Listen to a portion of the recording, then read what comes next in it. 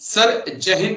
Major general राजन Kochhar sir, जय हिंद। बहुत बहुत शुक्रिया समय देने के लिए। Thank you sir. जय राजेश जी, धन्यवाद आपने मुझे अपने चैनल में इनवाइट किया। थैंक यू सर, आपने इतना कीमती समय निकाला मेरे व्यूअर्स के लिए।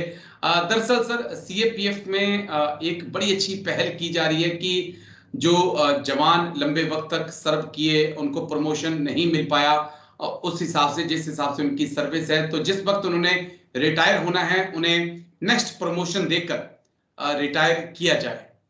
तो मेरे दिल में एक सवाल आया, मेरे दिमाग में एक सवाल आया, क्या इंडियन आर्मी के अंदर भी इसे लागू किया जा सकता है? क्योंकि हमारे लगभग 80-90% एनसीओ जो हैं वो एनसीओ से ही रिटायर हो जाते हैं, वो जेसीओ नहीं बन पाते हैं। तो मैं उस लिहाज से चीजों को आपसे समझना चाहूंगा।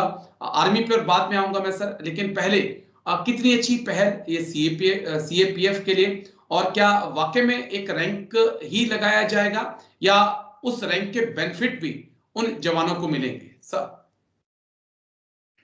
सबसे पहले राजेश जी, सीएपीएफ की बात करते हैं तो बेसिकली ये जो डीजी सीआरपीएफ ने जो अनाउंसमेंट करी है, और शायद होम मिनिस्टर अमित शाह ने इसका ग्रीन सिग्नल अपना दे दिया है और जल्दी अनाउंस हो जाएगी गवर्नमेंट की तरफ से। तो मुझे लगता है कि सीएपीएफ की प्रॉब्लम्स क्या थी। सीएपीएफ की प्रॉब्लम थी कि 1 लाख से ज्यादा जो उनके पर्सनल थे ऑफिसर जवान मिला के, वो due to constraints of vacancies और इस तरीके की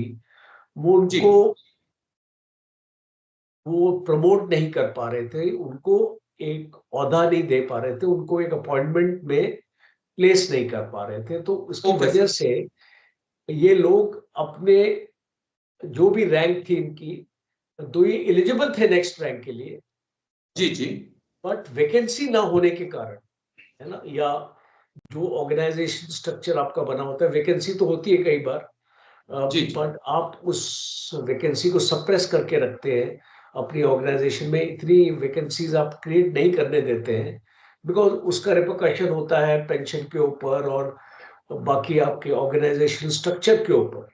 तो उस हिसाब से अगर हम इसको देखें तो ये एक बहुत अच्छा स्टेप है, एक प्रोग्रेसिव स्टेप है कि आप अपने हर एक जवान को, अगर वो हेड कांस्टेबल है या कांस्टेबल है, तो आप उसको हेड कांस्टेबल की रैंक पे रिटायर करते हैं, और अगर हेड कांस्टेबल है तो आप उसको सब इंस्पेक्टर इंस्पेक्टर की रैंक पे रिटायर करते हैं।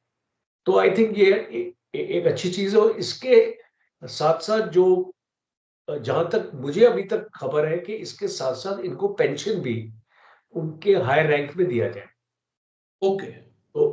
तो उस हिसाब से अगर हम देखें तो ये एक बहुत प्रोग्रेसिव स्टेप है, एक मोरल बूस्टिंग स्टेप है, कि अगर एक जवान को आप प्रमोट नहीं कर पाए और उसको एक ओहदा नहीं दे पाए उस हायर रैंक के लिए, एटलीस्ट आप उसको ये हायर रैंक रिटायरमेंट से 1 महीना पहले, जैसे बोला जा रहा है कि 1 महीना पहले आपको ये रैंक दे दिया जाएगा, और उसके साथ आपको उसके रैंक के साथ आपको जो भी बेनिफिट्स मिलते हैं, वो पूरे बेनिफिट्स आपको मिल जाएंगे।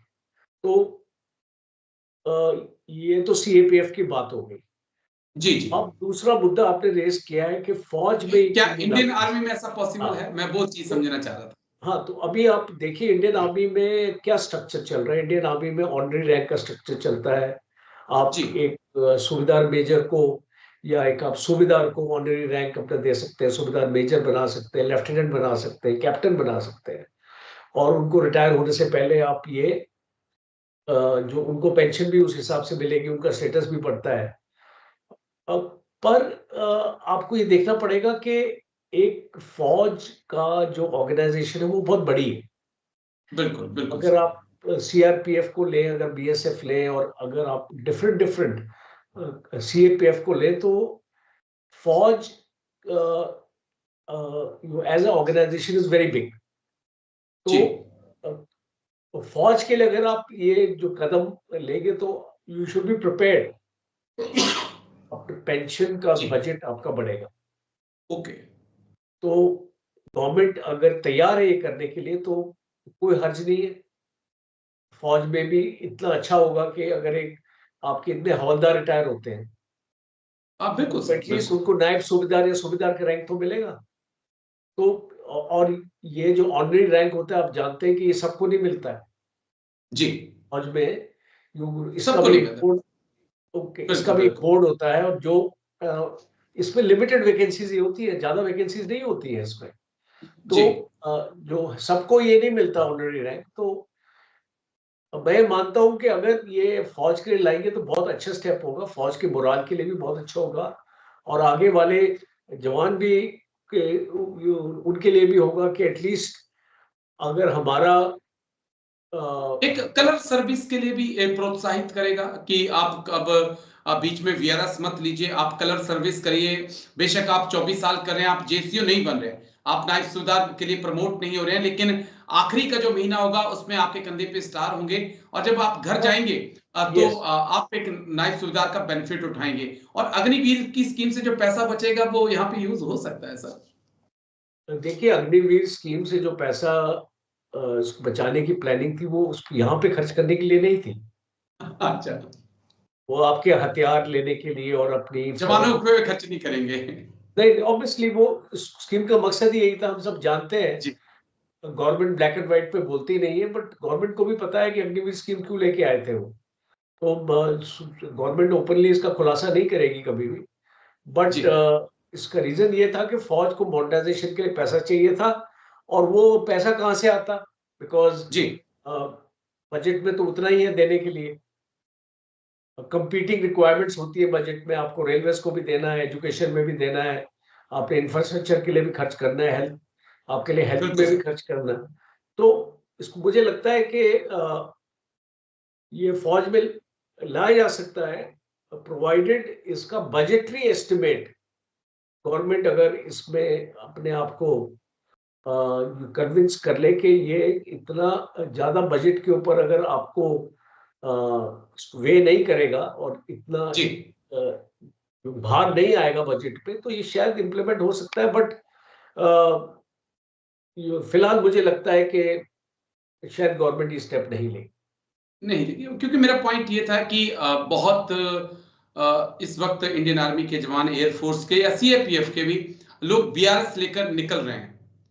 क्योंकि उन्हें पता चल जाता है जब आदमी 18-19 साल नौकरी करता है तो उसे लग जाता है कि आगे अब उसके फ्यूचर में क्या होने वाला है, क्या वाकई में वो जेसीओ रैंक के लिए प्रमोट होगा नहीं होगा। तो उस लिहाज से अगर ये एक ऑप्शन होता है तो एक ज्यादा अच्छा ऑप्शन हो सकता है, ताकि जो, क्योंकि एक्सपीरियंस भी मैटर करता है सर सेना के अंदर। अगर ये लोग 24 साल तक टिके रहेंगे तो ये अपने एक्सपीरियंस का जो फायदा है वो अपने जूनियर को और दे सकते हैं, क्योंकि एक जवान को इस 18 साल तक पहुंचने में कई चीजों का सामना करना पड़ता है जहां तक वो पहुंचता है, और कई को सीखता है, वो आने वाले जो युवा हैं उनको सिखा सकता है। बिल्कुल आपकी बात में दम है और होना चाहिए। और क्यों नहीं होना चाहिए, आप अपने एक फौज के अपने जवान को जब वो अपने घर जाता है, पेंशन जाता है, तो वो अपने शान के साथ अपने गांव में बिल्कुल, जाएगा सूबेदार बन के। और सूबेदार बने।